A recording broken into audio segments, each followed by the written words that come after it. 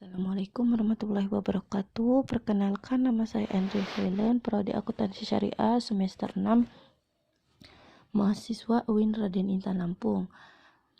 Saya ingin menyelesaikan tugas kuliah kerja nyata DR pada tahun 2020. Saya dari kelompok 67.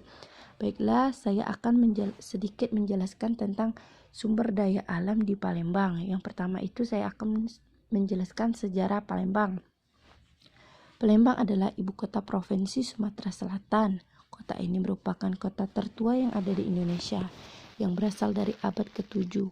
Palembang pernah menjadi ibu kota Sriwijaya, sebuah kerajaan Melayu yang memerintah sebagian dari Nusantara bagian barat dan menguasai rute perdagangan maritim, khususnya di Selat Malaka. Palembang digabungkan ke dalam Hindia Belanda pada tahun 1825 setelah penghapusan Kesultanan Palembang. Palembang diberi status sebagai kota pada 1 April 1906. Palembang kini merupakan kota terbesar kedua di Sumatera dan kota terbesar ke-9 di Indonesia.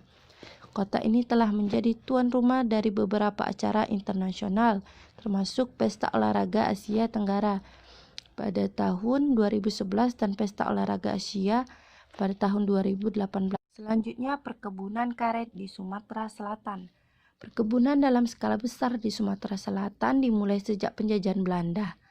Perkebunan saat itu seperti teh dan tembakau di Pagar Alam, karet, rejang, lebong, serta kopi di Pagar Alam dan Lahat. Sedangkan perkebunan rakyat untuk menghasilkan buah, misalnya duku, durian, dan rambutan. Perkebunan karet merupakan perkebunan paling menonjol di Sumatera Selatan awal abad ke-20 sebab kebutuhan karet sangat tinggi di pasar internasional sejalan perkembangan industri. Harga karet yang membumbung pada tahun 1910 dan 1911 menambah semangat para pengusaha perkebunan untuk mengembangkan usahanya. Walaupun demikian, pada tahun 1920 sampai 1921 terjadi depresi perekonomian dunia yang membuat harga karet merosot. Namun di tahun 1922 dan 1926 terjadi ledakan harga lagi karena kurangnya produktif karet dunia, sementara industri mobil di Amerika Serikat meningkatkan jumlah permintaan karet. Selanjutnya, PT Pupuk Sriwijaya didirikan pada tanggal 24 Desember 1959 di Palembang, Sumatera Selatan. PT Pusri merupakan pabrik urea pertama di Indonesia. Bermula dengan satu unit pabrik berkapasitas 100.000 ton urea per tahun, perusahaan mengalami perkembangan pesat sepanjang tahun 1970 hingga 1994 dengan dibangunnya beberapa pabrik baru hingga meningkatkan kapasitas terpasang menjadi 2,26 juta ton urea per tahun. Mengiringi pembangunan pabrik baru dan bersamaan dengan munculnya sejumlah pabrik pupuk lain di Indonesia, PT Pusri mulai mengubah orientasi produksi di orientasi pasar dengan bantuan pinjaman Bank Dunia.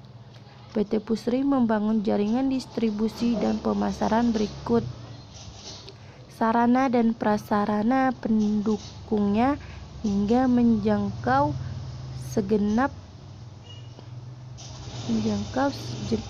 pelosok Nusantara sejak tahun 1979. Pemerintah menugaskan PT Pusri untuk melaksanakan distribusi dan pemasaran pupuk bersubsidi ke seluruh wilayah Indonesia hingga dibebaskannya tata niaga pupuk, serta saat itu pemerintah memutuskan dibentuknya rayonisasi wilayah pemasaran dan distribusi pupuk bersubsidi mulai tahun 2003. Selanjutnya, minyak bumi atau Sriwijaya Palm Oil Group berdiri pada tahun 2003 di Palembang. Memiliki usaha yang bergerak di bidang perkebunan dan pengolahan minyak kelapa sawit. Pada awal berdiri tahun Selanjutnya minyak kelapa sawit. Tahu Sriwijaya Palm Oil Group berdiri pada tahun 2003 di Palembang. Memiliki usaha yang bergerak di bidang perkebunan dan pengolahan minyak kelapa sawit. Pada awal berdiri tahun 2003 hanya ada satu perusahaan, yaitu Persada Sawit Mas yang memiliki lokasi kebun sawit di wilayah Kecamatan Pampangan dan Pangkalan Lampam, Kabupaten Oki. Melihat masih terbukanya potensi sumber daya alam di Provinsi Sumsel atau Sumatera Selatan, dan dengan pertimbangan bahwa industri kelapa sawit dan produk olahannya memiliki prospek usaha yang baik, maka perusahaan tersebut berkembang, diikuti dengan berdirinya PT Cipta Lestari Sawit di wilayah Kecamatan Pulau Rimau, Kabupaten Banyuasin. Kemudian PT Selatan Agro Makmur Lestari di wilayah Kecamatan Air Sugihan, Kabupaten Oki. Dan yang terakhir PT Perkindo Makmur, PT Sriwijaya Palm Oil Indonesia di wilayah Kecamatan Talang Kelapa dan Kecamatan Tanjung Lago, Kabupaten Banyuasin. Dengan perkembangannya usaha menjadi 5 perusahaan, maka dibentuklah satu grup usaha di bawah manajemen Sriwijaya Palm Oil Group.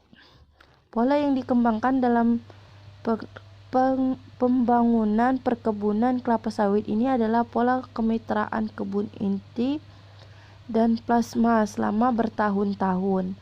SPOG membangun keberhasilan melalui filosofi pembangunan bangsa.